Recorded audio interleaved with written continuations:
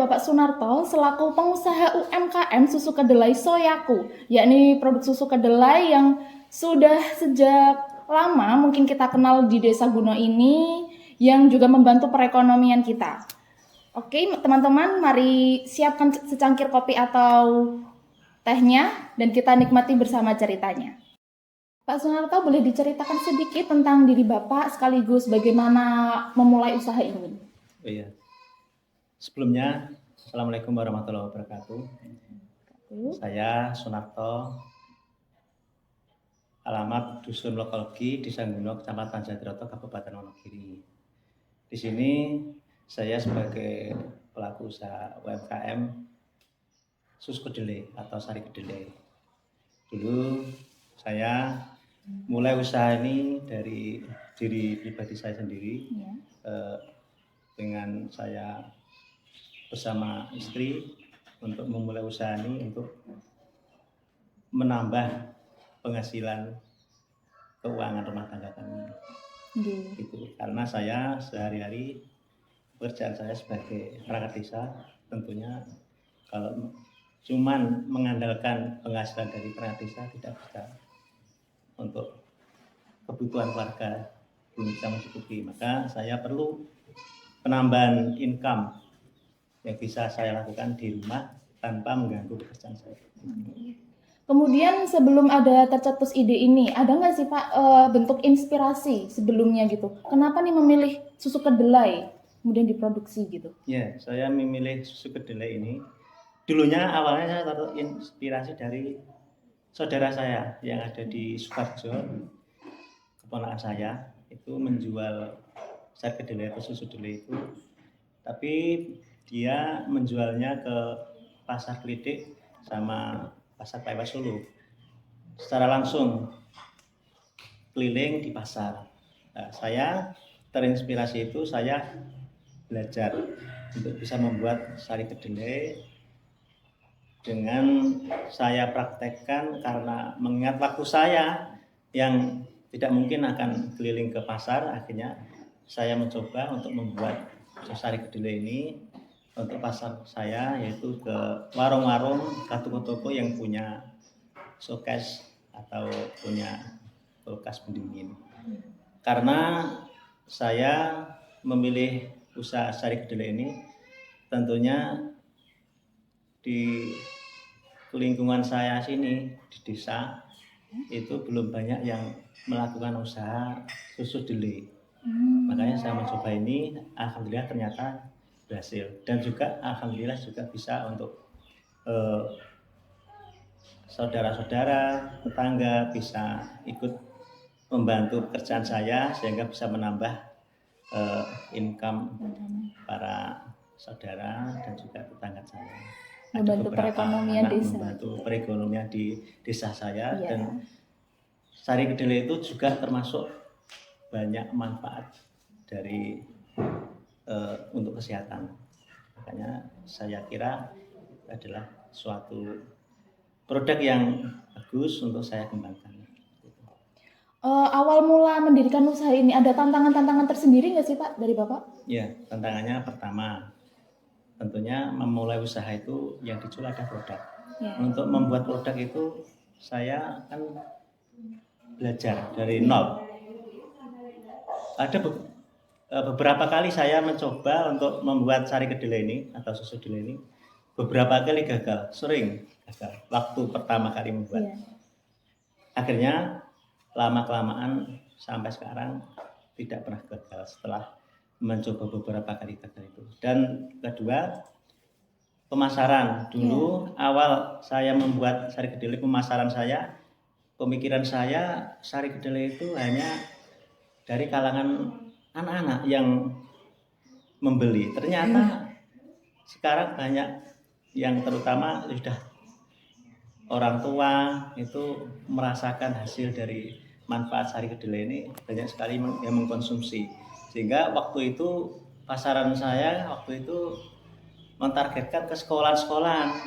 Nah, sekarang saya rubah target saya ke warung-warung, toko-toko, karena konsumen saya bukan cuma hanya anak tapi dari kalangan dewasa, orang tua juga banyak yang senang dengan produk saya. Kalau gitu, kalau proses untuk membuat susu kedelai itu bisa dijelaskan Bapak seperti apa? Proses dalam pembuatan apa? Iya. Ya, kalau proses pembuatannya itu sebetulnya mudah. Dari bahan baku kedelai, tapi yang saya gunakan adalah kedelai impor. Karena kalau kedelai lokal itu tidak banyak sarinya, tidak jadi. Prosesnya dari awal dimulai dari perendaman kedelai, setelah kira-kira 6-7 jam baru nanti dikupas dengan mesin pengupas kulit kedelai. Setelah dikupas baru proses penggilingan atau di blender. Setelah di blender baru dimasak beserta ampasnya. Setelah dimasak sampai mendidih, kemudian baru disaring, ampasnya disendirikan, terus airnya baru dikasih bumbu seperti terutama gula, garam dan lain-lain. Setelah jadi disaring lagi, setelah diaduk supaya bumbunya, gulanya sudah diaduk, disaring lagi supaya bersih. Setelah itu baru langkah pemakingan atau pengemasan. Untuk proses pemasakan sendiri kira-kira membutuhkan waktu berapa jam sih Pak? Kalau waktu sebetulnya tergantung banyak dan sedikitnya kita masak. Kalau biasanya tiap hari biasanya tidak kurang dari 6 atau 7 kilo. Itu proses masak itu sekitar, kalau saya waktunya pagi karena siang untuk bekerja. Paginya jam 3, setengah 4 mulai, biasanya jam setengah 7 selesai. Setelah itu packing sudah saya serahkan ke saudara-saudara saya untuk di packing dan untuk dibawa ke warung-warung. Tadi kan sebelumnya dijelaskan kalau kedelai ini import gitu. Berarti sebelumnya Bapak mencoba dari kedelai yang lokal dulu, kemudian yang import itu. Nah, yang import itu dapat informasinya dari mana nih Pak? Itu kan dari saudara itu, keponakan saya itu kan memakainya impor. Kedelainya. Kenapa kok impor, tidak kayak kedelai lokal? Setelah saya coba sendiri, ternyata hasilnya dari kedelai impor sama lokal itu jauh. Kalau lokal itu kurang kental, Jadi kalau kedelai impor itu bagus, hasilnya bisa kental. Mungkin dan harganya juga berbeda begitu ya? Dari harganya mungkin nggak begitu jauh. Oh, nggak begitu jauh malah. Lokal sama impor. Itu. Cuma beda-beda tipis gitu ya, Pak? Tipis ya? Harganya. Maka kalau ketersediaan lokal kan jarang. Kalau impor kan sewaktu-waktu ada. Iya. Gitu. Terus kemudian kalau yang membedakan susu kedelai Bapak dengan produk-produk yang di pasaran kira-kira apa nih Pak? Kalau masalah perbedaannya itu kata konsumen yang merasakan, yang meminum susu kedelai saya itu berbeda dengan yang lain-lain. Terutama kalau yang milik saya itu manisnya alami, karena memang saya menggunakan manis gula alami. Yang kedua, kekentalan. Sebetulnya milik saya itu kekentalannya bahkan mungkin kurang begitu kental dibandingkan susu kedelai yang lain. Karena memang saya tidak mencampuri dengan bahan-bahan yang lain. Kemungkinan yang lain itu ada campuran-campuran ya hingga kelihatan kental. Tapi rasanya enakan yang murni seperti itu. Dan juga rasanya kalau milik saya kan masih saya campuri dengan jahe, dengan pandan, sehingga aroma rasanya itu beda. Kalau untuk cara Bapak untuk memastikan kualitas dan keamanan produk itu seperti apa Pak? untuk memastikan keamanan dan Kualitas kualitasnya. produk, ya. Tentunya saya menjual atau usaha Sari Kedelai ini, keinginan saya berkelanjutan terus supaya bisa menjadi usaha saya sampai nanti, terus bisa untuk pemasukan saya. Tentunya saya menjaga kualitas dan menjaga keamanan pangan saya. Sampai saat ini alhamdulillah tidak ada komplain dari konsumen tentang produk saya itu menjadikan penyakit, atau produk saya itu dari awal sampai sekarang tidak berubah, sehingga sampai saat ini ya alhamdulillah sudah 10 tahun dari 2014 sampai sekarang sudah 10 tahun itu masih terus saya menggeluti usaha ini, tidak ada surut. Seperti itu, karena mungkin produknya sudah banyak yang tahu, sudah banyak yang merasakan seperti itu. Lalu kemudian apakah ada mungkin variasi nantinya di kemudian hari, karena tadi kan membahas tentang ingin mengembangkan produk. Ya. Apakah ada ide untuk menambah varian, mungkin rasa-rasa seperti itu, Bapak? Ya, kalau ke depan yang keinginan saya itu supaya nanti lebih penjualannya lebih tinggi lagi, itu ada beberapa varian. Dulu pernah mencoba ada beberapa varian. Waktu itu masih saya jual ke sekolah-sekolah itu dengan varian memakai rasa stroberi, melon, rasa pandan, coklat dan sebagainya. Itu ternyata setelah dari sekolahan saya mencoba ke warung-warung untuk orang-orang dewasa, untuk kalangan orang tua itu lebih suka yang original, tidak ada serasa atau seperti itu. Tapi nanti saya juga keinginan saya nanti untuk kalangan yang anak-anak kan memang suka dengan rasa dan warna, tapi nanti bisa untuk saya kembangkan lagi. Rencana saya begitu. Kemudian ini kan nama produk lokalnya susu kedelai adalah Soyaku, Pak. Ya. Kenapa memilih nama Soyaku? Karena soya itu adalah dari bahasa Jepang ya, mungkin. Ya, dari bahasa Jepang. Itu ada produk lain yang Sari Kedelai itu namanya Suleku, mungkin susu kedelaiku. Oh, ya. Yeah. Saya pilih untuk Soyaku untuk kedelai tapi bahasa Jepang. Jadi dulu sempat berpikir untuk memakai nama Suleku itu? Ya, dulu pernah. Saya itu produk saya itu saya beli nama si kembar, karena anak saya kan kembar. Kembar gimana itu, Pak? Anak saya kembar dua, dua anak saya. Yeah. Yang pertama itu karena sudah tidak ada, sudah meninggal karena sakit. Yang kedua ini kembar. Cowok-cowok, sekarang sudah SMA kelas 3. Waktu itu saya beri nama si kembar karena awal kembar. Anak saya kembar. Yeah. Setelah itu saya rubah Soyaku. Yeah. Jadi sempat terpikir Suleku gitu ya. Yeah. Tadi pikiran saya kalau Suleku itu ada gambarnya Sule gitu ya, Pak. Okay. Kemudian kalau untuk pekerja Bapak, berarti dari awal 2010 hingga 2014 nih, 2014 hingga 2024 ini.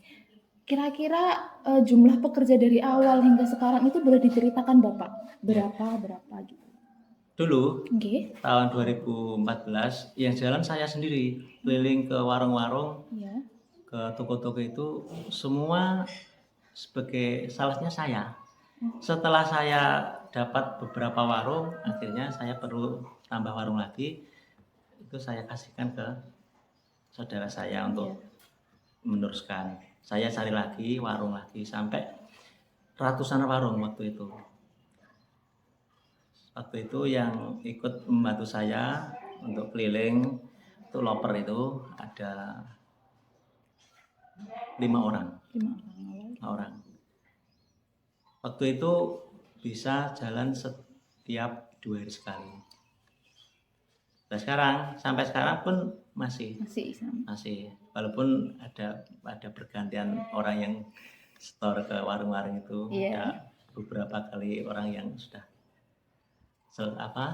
berhenti, saya ganti saudara yang lain gitu. Karena waktunya cuman antar ke warung itu 2 jam, nggak nyampe 3 jam sudah selesai. Itu cuman waktu yang sebentar. Ada nggak sih Pak pelatihan untuk pekerja-pekerja Bapak sebelumnya gitu? Kalau untuk cara pembuatan, kemudian mendistribusikan, itu ada nggak sih Pak pelatihannya? Ada. Sebetulnya saya itu tidak mahal ilmu loh, maksudnya kalau saya bisa untuk anak-anak muda, untuk saudara-saudara saya suruh untuk membuat usaha seperti saya. Kemarin tahun 2023 itu di remaja-remaja sedesa Guno, saya kumpulkan di lapangan sebelah jalan itu. Itu saya juga punya videonya. Ada mungkin lebih dari 60 anak remaja. Itu saya suruh membawa alat, saya praktekkan di situ, saya suruh membuat, saya ajari. Itu. Jadi harapan saya untuk membangkitkan perekonomian masyarakat, terutama di pedesaan itu perlu anak-anak muda yang disiapkan untuk usaha. Nanti kalau anak-anak muda itu sudah punya cara ilmu seperti yang saya miliki, umpama bertempat di mana saja, nanti kan bisa untuk usaha di mana-mana, bisa, tidak hanya di desa saya seperti itu.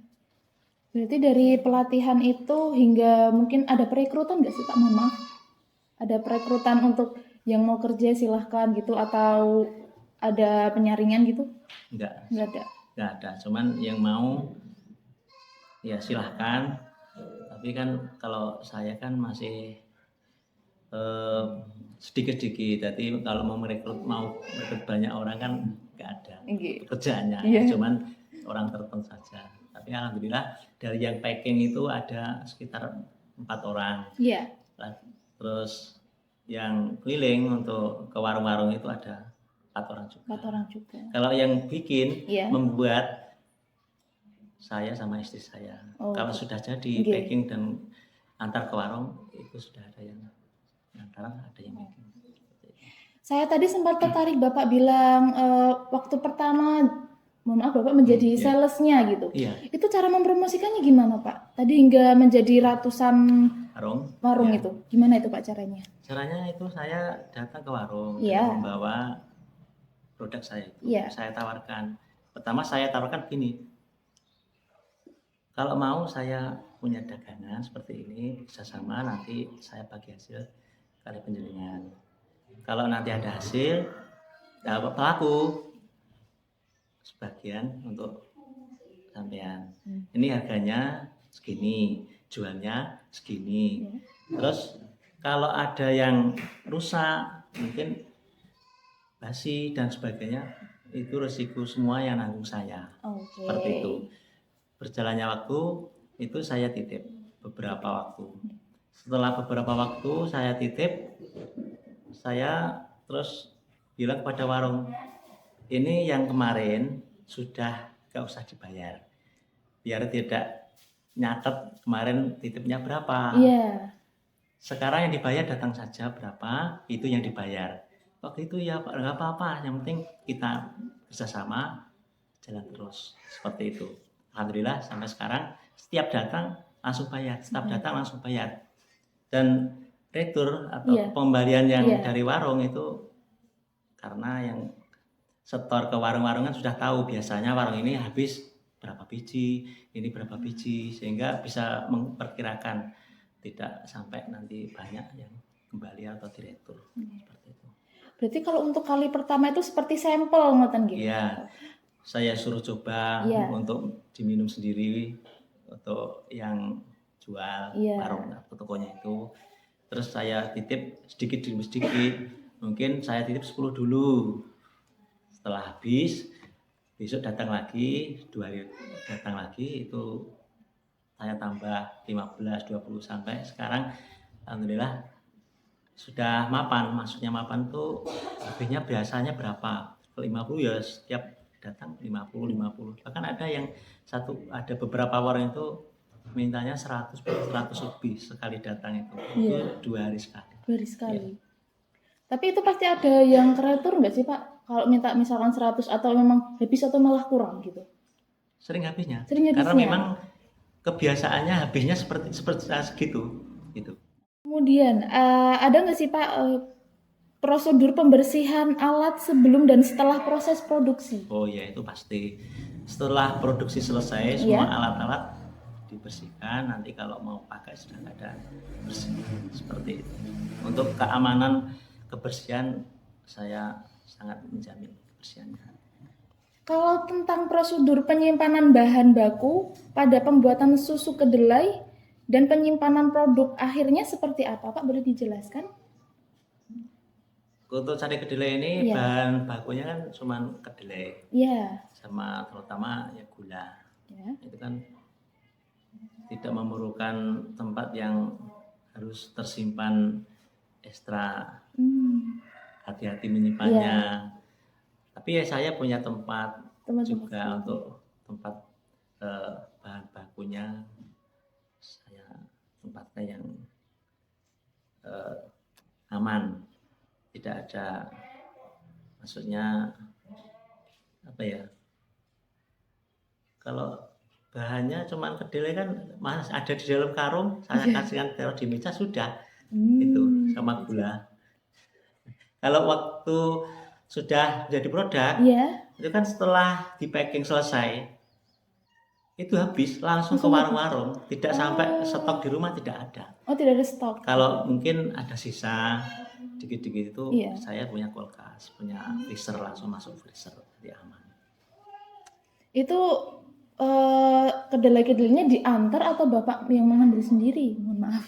Kedelai yang untuk bahan? Iya. Untuk kedelai bahan saya beli sendiri ke warung, di mana yang ada di situ. Bahkan saya tidak nyetok banyak-banyak. Itu untuk bahan. Mungkin ada seminggu sekali baru sudah beli gitu. Kalau mungkin ini ada sedikit pertanyaan tentang keberlanjutan dan dampak sosial. Salah satunya itu tentang apakah produk susu kedelai ini berkontribusi pada lingkungan sekaligus ada nggak sih Pak praktik ramah lingkungan dari Bapak sendiri dalam selaku pengusaha gitu? Ya, kalau sari kedelai itu kan bahan dasarnya memang air ya. Iya. Air. Jadi selama ini untuk air tidak ada masalah untuk lingkungan sosial. Bahkan ampas dari sari kedelai ini setelah saya proses itu saya gunakan untuk dulu waktu ibu saya masih, sekarang sudah tidak ada, itu dibikin tempe. Tempisnya. Tempe gembus. Oh, tempe gembus.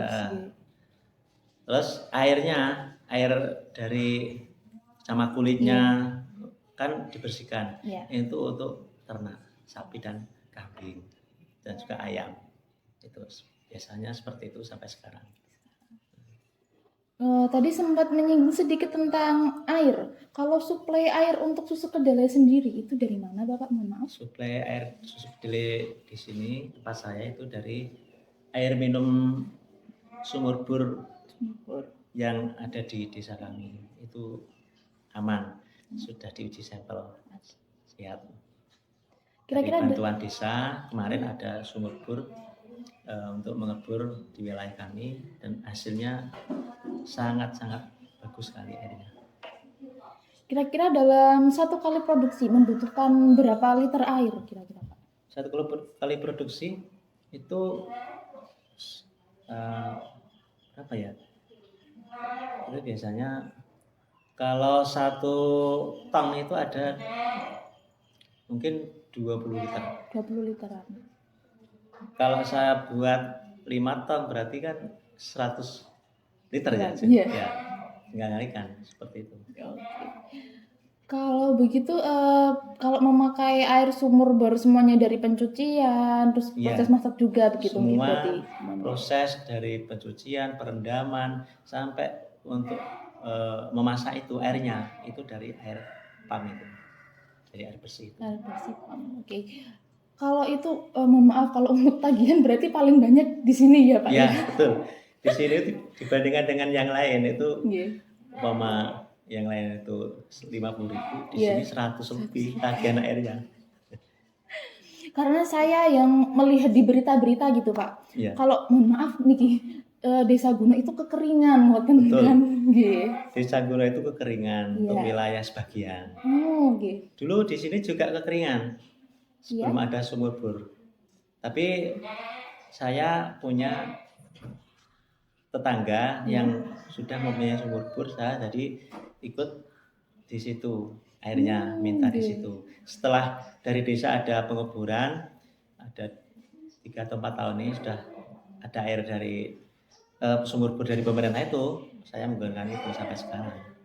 Kalau yang lain sampai saat ini pun kalau musim kemarau panjang, itu yang sebagian tidak ada sumur bornya itu juga kekurangan air minum seperti itu. Berarti di awal di tahun 2014 gitu ya. Tadi kan sumur bornya sekitar 4 tahunan ini nggih. Iya. Berarti sangat-sangat bekerja keras sekali nggih Pak Ya, untuk mendapatkan airnya. Waktu itu sebelum ada sumur bor dari pemerintah, saya kan cuma minta dari tetangga yang sudah punya sumur. Iya. Itu saya juga sempat mencari kemana-mana air itu pakai bronjong, pakai tong, saya masukkan bronjong itu seperti itu karena ketersediaan airnya kurang. Oh, tiap hari berarti kira-kira kalau pakai tong itu berarti Bapak bolak-balik berapa kali itu Pak? Bahkan sampai 4-5 kali dulu pernah saya. Bahkan saya itu karena saya nggak mau bawa airnya, mendingan saya bawa kedelai yang sudah saya rendam tadi, langsung saya bawa ke tempat tangga saya untuk dibersihkan kulitnya di sana. Karena bolak-balik itu tadi. Bolak-balik tadi. Kalau yang saya bawa ke sini ke rumah untuk diproduksi, untuk yang memasak, itu baru saya bawa airnya ke sini ke rumah. Kemudian ini kembali lagi Pak ke karyawan. Ada nggak sih Pak SOP bagi karyawan untuk memulai produksi atau bahkan sebelum memulai produksi gitu? Ada nggak sih SOP-nya gitu? SOP ya karena ini kan produk rumahan. Mestinya kalau SOP diterapkan seperti SOP produk yang pabrik dan sebagainya itu nggak mungkin lah. Kalau yang di desa yang penting berjalan untuk pertama yang packing sama yang keliling itu SOP-nya apa? Yang penting jadi gitu saja.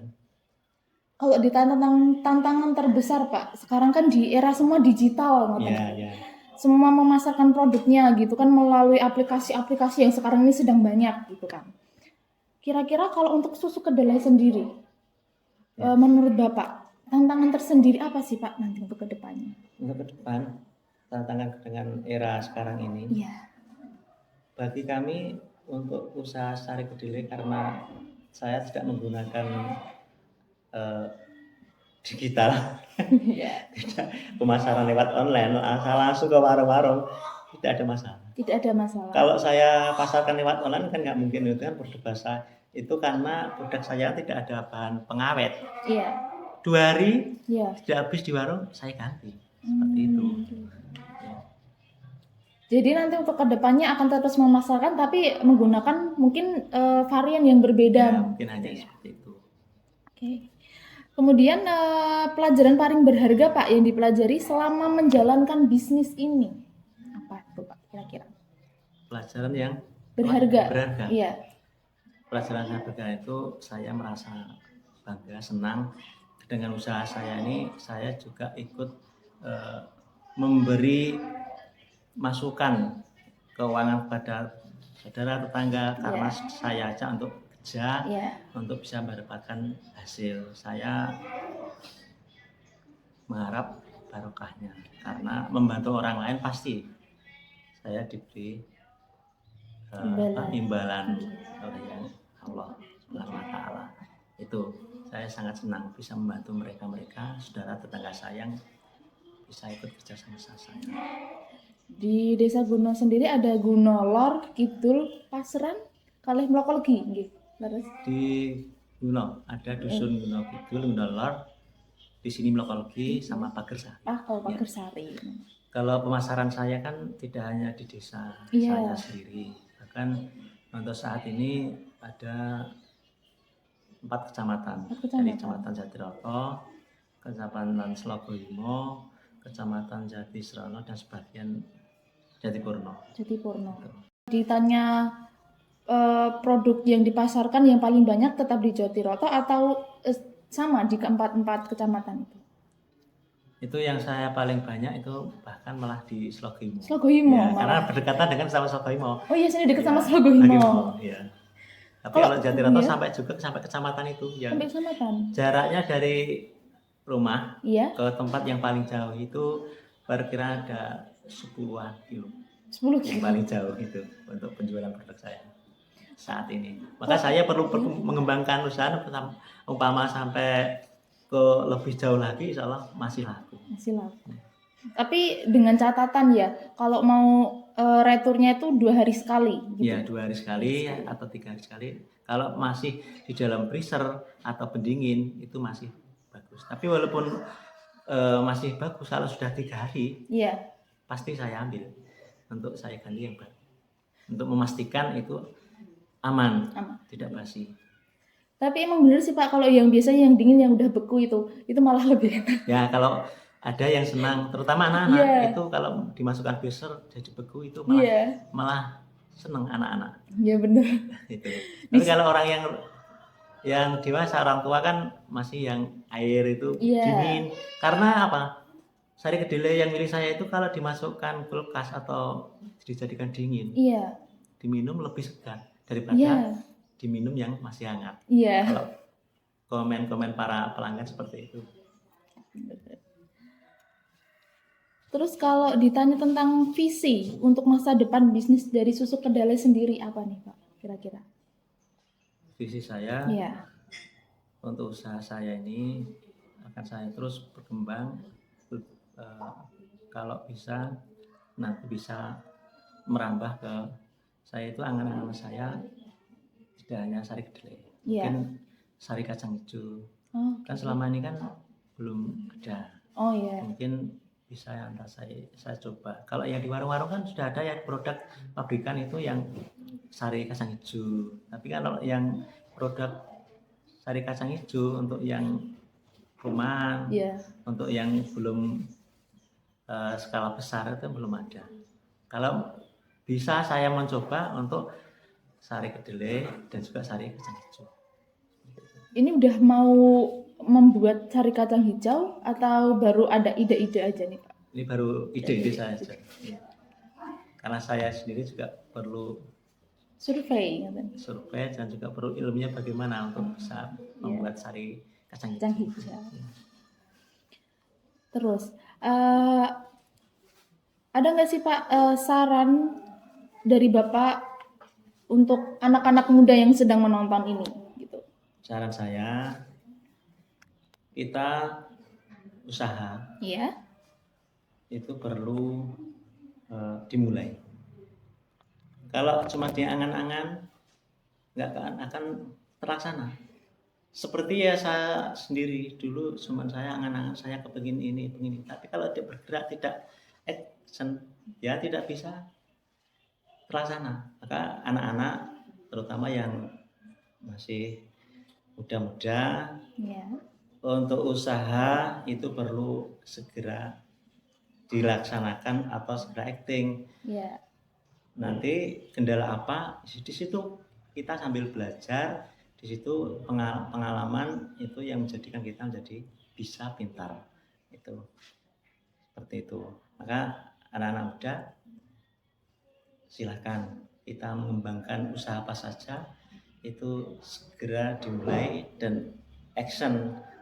Kalau usaha tidak dimulai cuman angan-angan, sebetulnya saya yakin anak-anak muda itu kepinginnya punya pekerjaan, punya usaha, tapi kadang-kadang cuman diangan-angan saja. Maka kemarin saya juga bilang pada anak-anak muda waktu saya mengumpulkan remaja untuk mestinya saya kan ilmu saya yang saya punya untuk sari kedelai ini saya ajarkan, nanti kalau bisa coba dipraktekkan. Kalau dipraktekkan bisa membuat, nanti bisa untuk dipasarkan. Nanti setelah dipasarkan, kendala apa dalam pasar itu? Oh, begini pengalaman dan juga kendala apa yang kita bisa pikirkan supaya nanti bisa berkembang usahanya.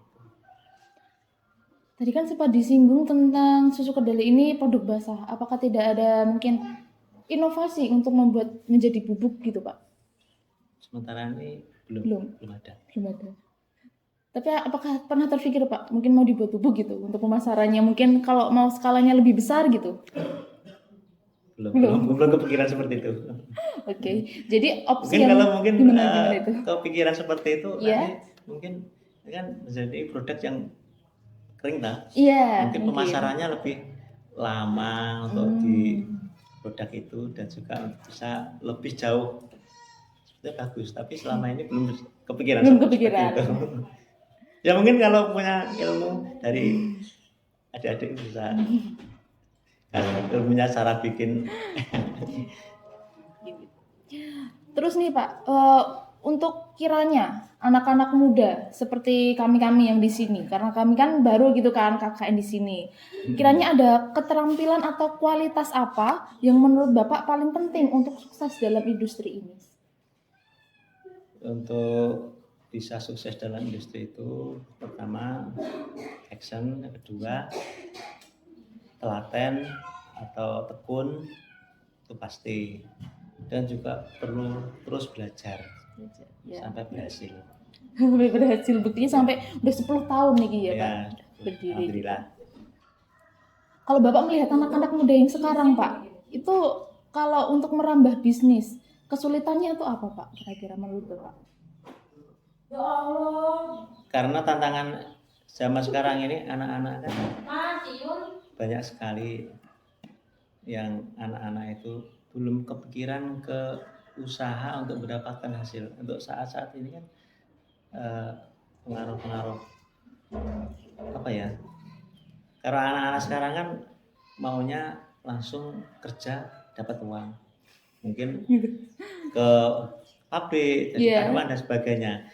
Sebetulnya menurut saya usaha seperti saya ini atau mungkin usaha-usaha yang lain, usaha sendiri itu bahkan lebih menjanjikan karena tidak ikut orang kan, tidak ikut orang, bekerja sendiri, kita bisa mengembangkan diri sendiri, berpotensi lebih baik daripada ikut orang. Tidak ada perkembangannya. Paling kalau ikut orang di pabrik atau jadi karyawan kan semua tetap ikut jadi orang terus, tidak akan menjadi pengusahanya itu. Bahkan kalau menjadi pengusaha kan bisa merekrut banyak orang. Tapi kalau menurut saya pribadi ya Pak ya, kalau anak-anak muda sekarang itu tahu ilmunya tuh sedikit, hanya inginnya instan benar seperti kata Bapak tadi, kurang keterampilannya kurang diasah. Kalau dari pandangan saya pribadi nih Pak, keterampilannya kurang diasah itu karena anak-anak muda seperti kami ini itu tuh kadang ada yang sepemikiran dengan orang yang mengajari kita, dan kadang ada yang kita ingin menambahkan sesuatu tapi kadang hanya dibatasi pemikirannya. Kalau menurut Bapak gimana tuh Pak kalau seperti itu? Maksudnya dibatasi bagaimana?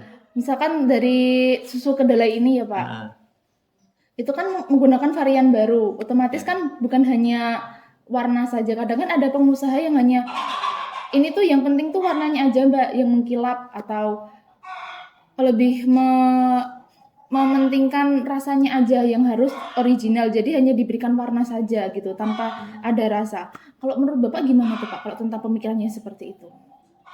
Seperti itu ya, sebetulnya harus ini yang namanya usaha kan, bagaimana cara bisa konsumen itu bisa suka dengan produk kita. Itu dia Pak. Senang dengan produk yang kita jual, dan tentunya kita tetap mengedepankan kualitas dan keamanan kalau masalah pangan Iya. itu keamanan kesehatan. Ya, benar. Berarti kalau dari Bapak terbuka saja ya untuk Ya. berpikiran seperti itu, tidak ada hambatan gitu kan ya. Yang penting adalah kemauan gitu ya, Pak ya. Ya, betul. Kemudian yang punya Pak, kemauan terus dilaksanakan. mungkin kalau dari kaum muda seperti ini kurang relasinya gitu, Pak. Ada nggak sih Pak cara membentuk relasi itu seperti apa? Kalau relasi itu Iya.